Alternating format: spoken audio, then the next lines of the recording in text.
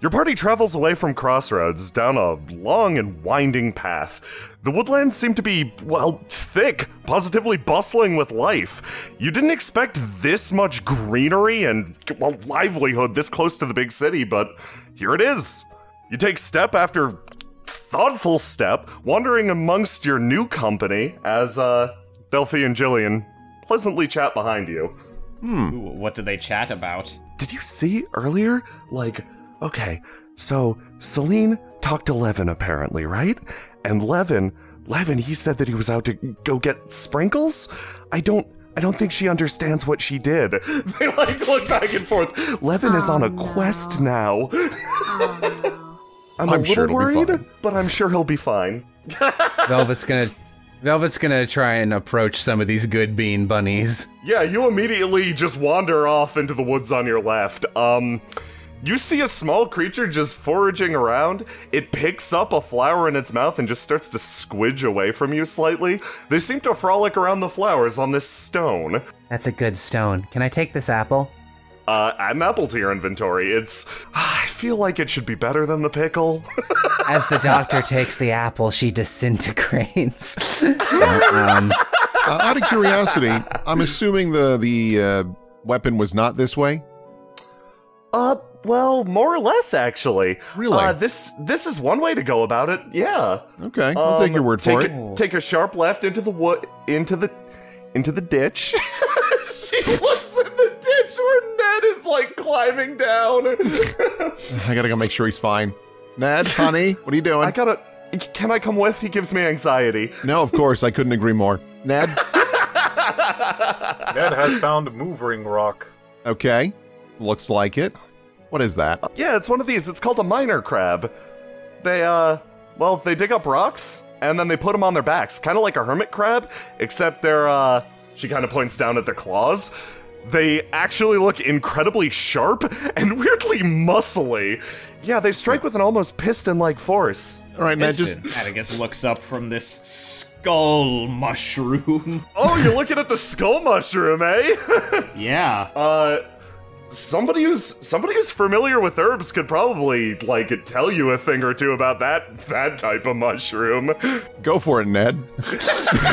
I'm gonna roll herbology. It's like Very super nice. moss. Velvet, you actually recognize these almost immediately. These are very unsafe. These are called Cappy Reds. They're very deadly. Oh no, don't. She reaches out to grab you and pull you away. And it's I can probably. These are real bad. They're not even red. They make you red if you touch them. The minor crab is mostly content to just burrow its way into the dirt and sit there. Its eye stalks kind of appraising you, Ned. You look at each other with cold, unblinking stares. Ned will move on. Atticus puts on his safety glove and takes one of the mushrooms, puts it in a little thermos. Is this All right. I've played Breath of the Wild. I know that a ring of rocks and a slightly displaced boulder might hide a secret. I think that was just a this boulder is, that Levin put there. Delphi actually looks kind of worried looking at this. That Levin what? It's a boulder that Levin put here. You didn't just put it here? Just because... Because, Delphi kind of, scratches the back of her neck, looks down, wilts a bit, ears down, eyes down. Well, how much do you believe in fairy tales? Yes. Her eyes light up seeing a kinship spirit in Velvet.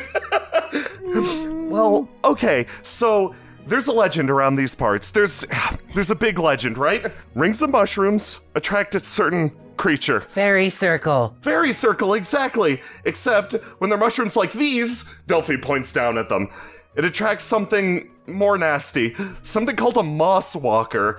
It's a creature that wanders around collecting lichen and other bad things. They're pretty gross. And if you don't wash up as a kid, it'll collect you too. They're pretty gross. I don't think they're real though, Delphi. They're totally real. No. I feel like I would have been collected if that were real. Celine just kind of eyeballs you. Do these ones also make you red? No, I'm pretty sure these are just, Delphi leans down and takes a look at the side of the mushroom.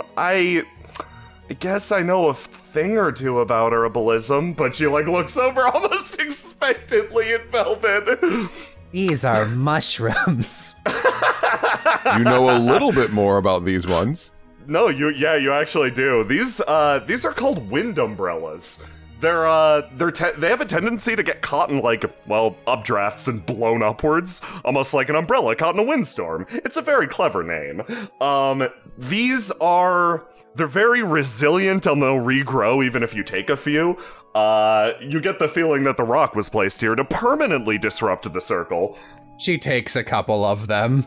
They're famous for increasing the potency of alchemical draughts. So, I'm gonna take a bunch of, one in every 3. Oh, Velvet, thank you for destroying the fairy circle. No problem, though I have to say I'm a little disappointed I'm not going to get to see the Moss Walker. That sounds interesting.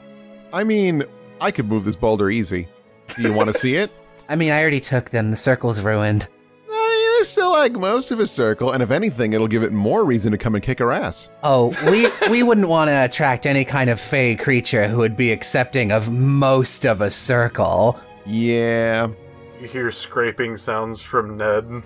He's currently bending down and trying to pet the rock. Delphi's sticking to you, Celine. I'd like to see you move that. Seeing Celine and Delphi together, Velvet just takes a couple steps back. Delphi, yeah, she's looking up at you. You're like an inch taller than her. Eyes are glittering. Thwump, her tail goes back and forth one time, very slowly. Ooh, there's something metal over there. And there's mud! Ooh, mud! They both tromp right into it. Clomp stomp tromp womp. Atticus, you sort of kneel down and you notice, these two minor crabs are sitting in an almost even formation with whatever the hell this thing is. Taking one, look at it, though, you can tell it's a furnace. It's partially sunk in the ground over here, but it might still work. Not work, but it might still have operable parts. I wonder what this thing was supposed to combust. Atticus is gonna see if he can, open it up. Oh, fantastic. Okay. Yeah, you pop it open. If you had to guess that this is some sort of furnace that was meant to burn up wood from the surrounding area, taking a look around, you notice the tiny bits of rubble and ruin littering the ground around you. If you had to guess, this is some sort of woodsman's shack that was meant to maintain this area a while back, but everything's fallen into disrepair other than this furnace. Aw, that's kind of sad. I mean, it's something I'm not used to seeing, but I was kind of hoping that there'd be less wreckage out here. Well, you can always make something new from it. I'm going to cannibalize this for parts. Fantastic. Velvet is sliding down this log into the mud. Velvet, as you climb up and the moss makes a surprisingly effective slide. Everyone else is a little shocked to see you immediately dirtying your very nice clothes in the muck. It's fine. The crabs move into the mud as well and hunker down. Obstacles. Mud fort. She now does her best to tactically avoid them. This is level 2 of rock slide. Ned is currently he's just speaking aloud at the crab. Take rock. Take all. The crab looks at you. Julian's standing there completely silent, just watching this, The crab's just looking. It starts to move away very, very slowly. Ned shifts over and tries to put down his arm so the crab would walk up it. Give me a what are Ned's stats even? Give me a classic Ned check. Good old Ned check. Roll for Ned. Yeah! Oh, fucking damn it.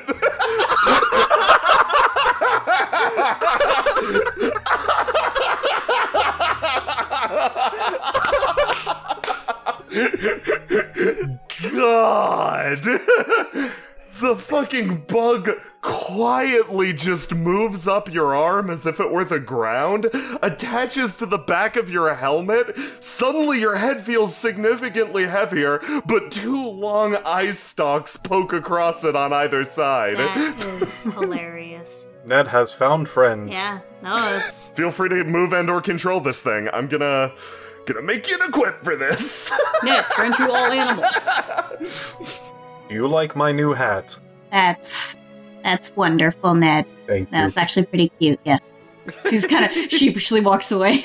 Curiosity, how are you going to move this thing? I mean, probably. She A thinks feat for of physical strength? some. You know what? Magician never tells her tricks. You know. So if you could look the other way. Actually, hold on. Okay. If I move this thing, this might upset the rest of the crew because they didn't want to deal with the fey creature that might be involved with all this. She leans in. The fey creature only comes around at night. I didn't tell anybody, but yeah, this mushroom circle, it kind of glows at night, and you can see a big mossy shape shambling through the woods. It's super real. Nobody believes me though. Well, I think it's important that we prove your case. So now look the other way. Why don't you go hang out with Jillian and look the other way, huh? Okay. There you go. She wanders away holding her staff out in front of her.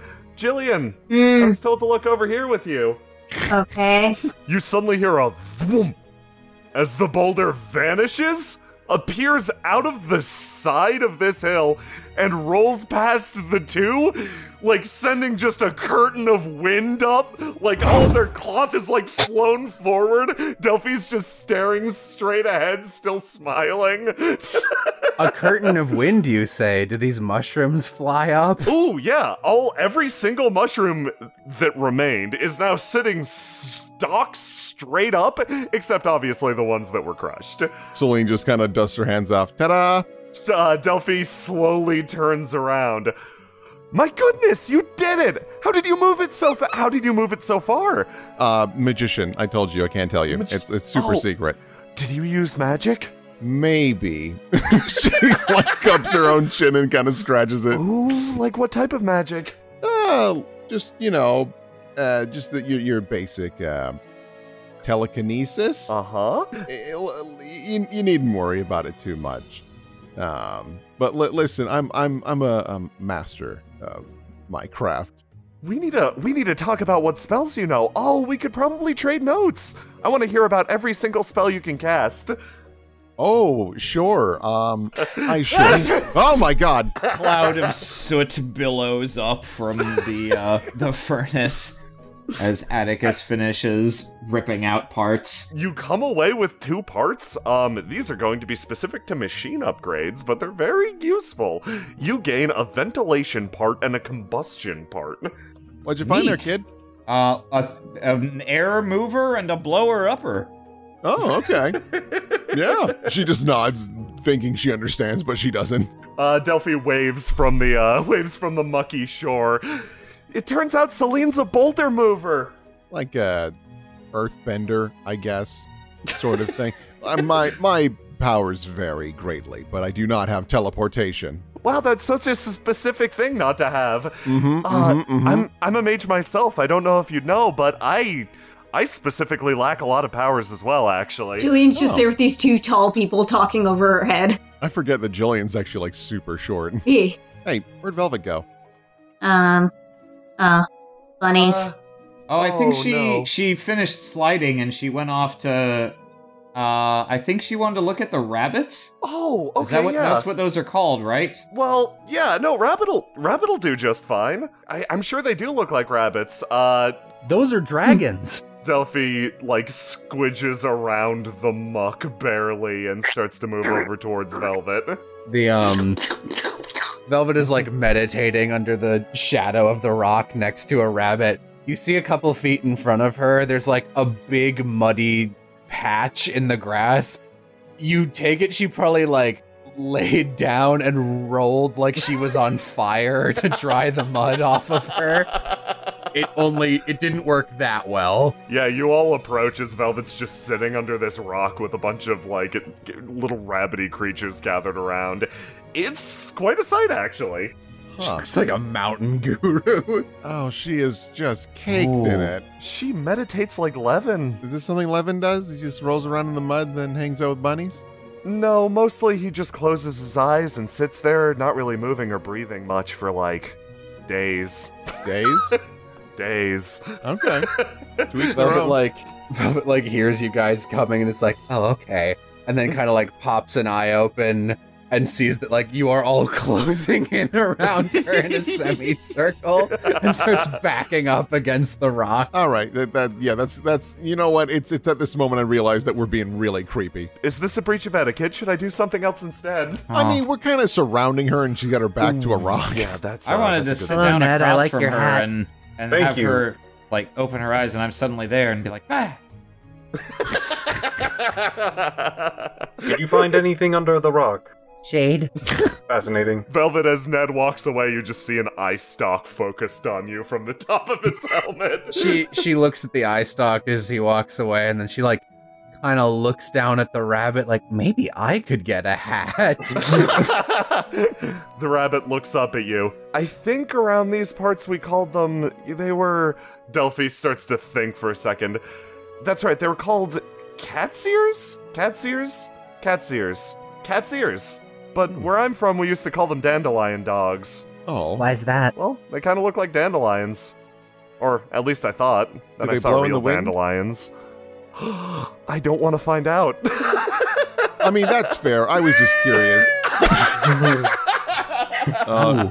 Celine hands a couple of nice pieces of bread to Velvet. In case you want to like pull the whole princess thing and feed these little guys. She like kind of like as you reach out to give her a pile of bread, she's like, what are you doing? Oh, I already have plenty of pocket bread. she pulls out muddy shit. Oh, right. I'll trade you. You want this? No, Okay. but I think the dandelion dogs would prefer not muddy bread. Don't forget, good I've thing- always got my hazardous bread sterilizer if you need to use it. Take this bread. She takes the bread. I imagine you're just pride rocking it up there with that other bunny. Atticus is looking around, climbed up the rock to get a better view, and points to the northeast. Guys, there's greener bunnies and bigger rocks over there. Might be worth investigating. Slide. Velvet, if you want to give me a roll for Animal friendship. animal, give me that classic animal friendship roll. Oh, plus D6. Well, Oh, well, hang on. I gave myself a free 6. Let's see how badly I really did. Okay. You extend the bread to the dandelion dog, and it just scoots into the distance, running away. They begin to scatter and disappear. I guess they didn't like cinnamon. That's on me. I'm sorry. He kind of watches one run off nostalgically. Well, I'm sure there's plenty more of those little guys. Thanks for the bread. Celine feels bad. She feels like that was her fault. I'm gonna take a look at these tiny eyeballs. Those aren't eyeballs. I think those are more mushrooms. These are actually sort of a subspecies of the Cappy Red. They don't have the big, deadly, like, skull on them, which is the usual indication that you're eating a Cappy Red. They're also a little less poisonous, about half as effective. A Cappy Red light, if you would. Diet Cappy. Atticus, can you use your breadener for a second on these crumbs? He takes out the little toaster oven looking device, inserts the bread at one end. There's like a and they come out brittle and chalk white, but clean of mud on the other side. Thank you. She takes them back and takes out a mortar and pestle from her bag, crushes them up, mixes them with a little bit of the residual mud water, and uses the stark whiteness to paint skulls on these, and then on this rock, do not eat skulls. Oh, that's a good safety tip. It takes her a while. Oh. She writes, do not eat, beat, draws a skull. So what are those little green guys? Little green guys, Delphi was like wandering over to Ned. She suddenly stops and turns on her heel. What's Ned doing, by the way? You see him walking in place trying to pass this being. Oh, this is an unhelpful anteater. It's in the way. It's eating some ants. It's probably better to go around. Understood. We need to get the ants in our pants power up to go through that way. You could climb over the log, but I don't think Ned works on that logic. Ned will try. He then begins walking in place against the log. Just makes that like Pokemon noise if you run into a wall. I like to imagine if it's like Ned will try and you just plow through it like a knife through butter. Delphi skitters back over as you guys look at these creatures that are like... They seem to be mostly minding their own business, but based on Delphi's panic, maybe not everything's okay. Oh no, oh no, no, oh no, oh no, no, no. She kind of kicks back at you're hit in the face by a tail. Oh, did they? Oh, they got into it again. Oh no. You look at the little creatures. They all seem to be carrying around, like, lumberjack equipment? Okay. Well, okay.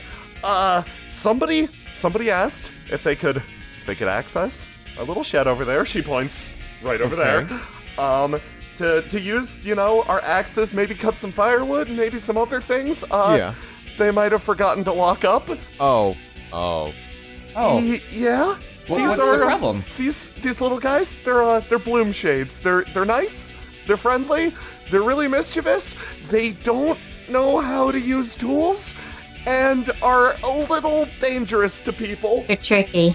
Oh, well, I mean, they'll never learn how to use tools if no one shows them. If they want to take up the honest craftsman's life, we should try and help them. Delphi gets it she gets this look on her face like she hadn't even considered that once in her life. Actually, yeah, no, that's an okay idea. Okay. Ned thinks basic craft materials are needed. I mean, yeah, if these guys aren't normally a problem, they just don't understand what they're doing. I mean, I'm sure they'd like to know. Yeah, you're probably right. Hello. What are you working on? This one's just hitting this rock with an axe. It slowly turns around and looks at you, cocks its head to the side. It looks like you are trying to use an axe. Atticus takes a look at the markings where it's hit the axe into the rock. I don't think that tool is sharp enough for this material, friend. It looks back at you, looks down at the axe, looks over at Ned.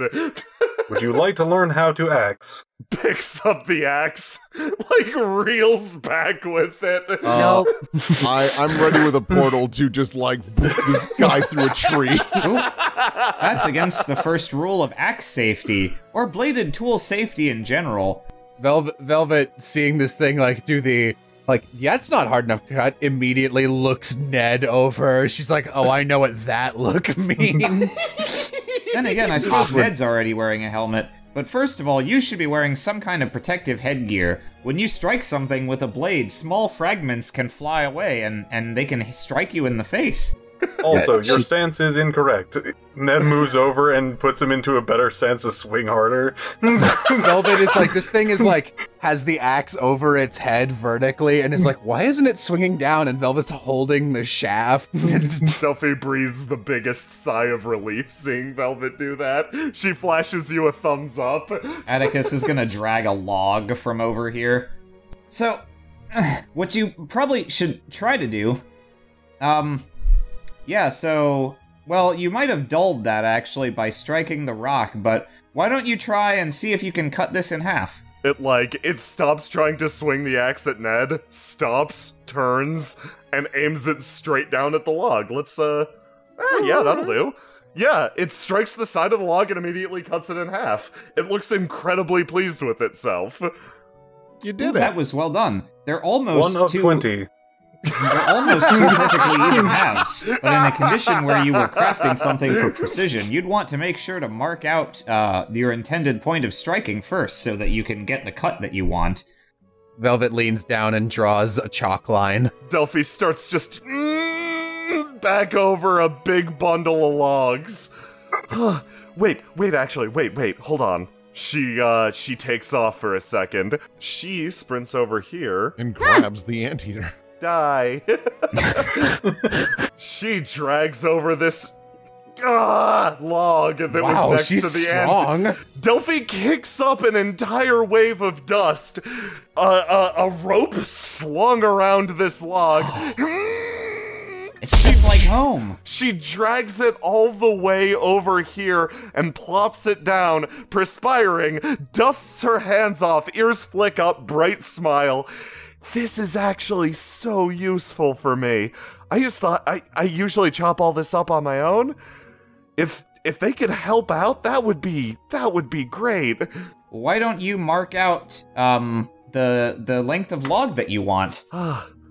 Me? Or do you want to? Well, do you want to let it looks like them you do have it? them chopped to some sort of specification over here. They're all pretty similar size. Oh, thank you. She flashes you like a really bright smile at the phrase "pretty similar size." I've been working pretty hard at this, actually. When I'm overwhelmed by all the mayoral duties back in the crossroads, I tend to come out here and chop wood, get the blood flowing. So, knowing that I'm doing it right, more or less, well, that's sort of encouraging. Pats the side of this. You guys didn't notice, but as you were walking away and chatting, Velvet drew X's on your person and an O on the log because this thing was once again making eyes to size up the material you're made out of.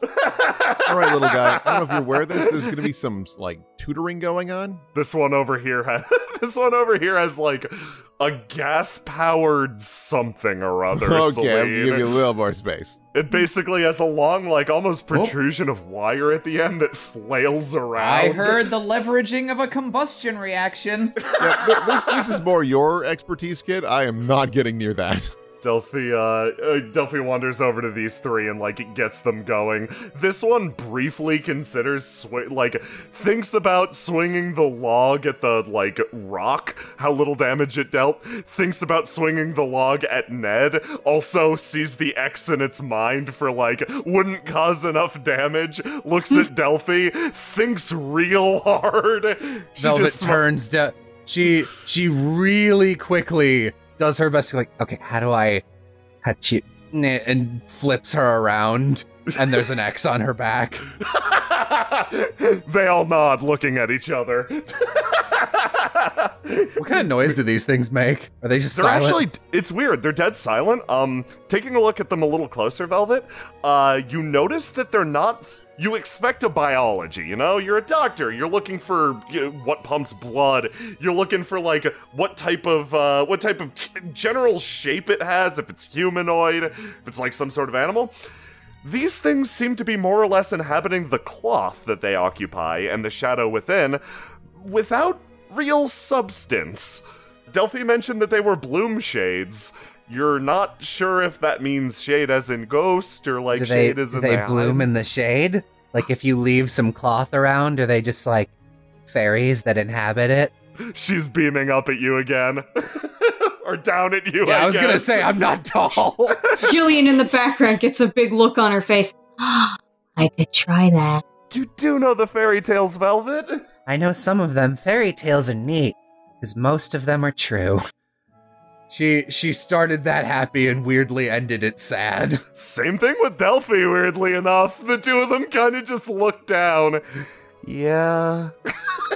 Meanwhile, Atticus, you're futzing around with this creature and his weird Yeah, does it device. have a chainsaw? It's not a chainsaw, it's more like a weed whacker. It's imagine a sort of archaic weed whacker where the end of it isn't like a curved blade or anything like that. It's just a long spoke of wire, and it flails around almost like you took a bicycle spoke and attached it to one of these things. The sides of it appear to be bladed or slightly serrated. This thing probably cuts like shit. Huh. It's like if you took an engine, one axle, and the rims with no wheels. You should come hang out with your friends real quick. We're gonna talk about how you can cut things properly. Hey, I'm gonna head inside and see if there's helmets. Yeah, look for some, I guess I could probably fashion something. But okay. Celine, you quickly throw open the shed and you look for helmets. You notice there's a helmet with fucking ear holes cut in it. Wow, okay, that's incredibly convenient. Just are one. Are there gloves as oh, there's only one? Yeah. There's one with ear holes cut in it. There's, you know what? I'll throw you a bone. There's 2 additional spare helmets. We've got most of what we need. Is there a bowl by chance? A bowl, like a bowl? Just a bowl, like a bowl of cereal. No, probably not over here. Okay. There's nothing else that I could maybe makeshift as a temporary helmet for one of these guys. Oh, okay, yeah, I see what you're going for. Yeah, There's definitely a bucket in there. Give me a scrounge check. Hell yeah. Okay. No, not only do you find a bucket, you find the best damn bucket. It's got like it's got a handle that this one of these creatures could flip down and successfully like use as a chin strap. It's perfect. Oh, nailed it. She walks out with just arms full. All right, kiddos. Safety first before we start swinging those things. She like drops thanks, them down Celine. and then backs up. All right, yeah, everyone, make sure you've got something on your head. You want to make sure to protect your face and also your hands. They all nod a single time. And then with their haphazard, like, goddamn construction crew gear, they all lay into this log one after the other. Huh. Ooh.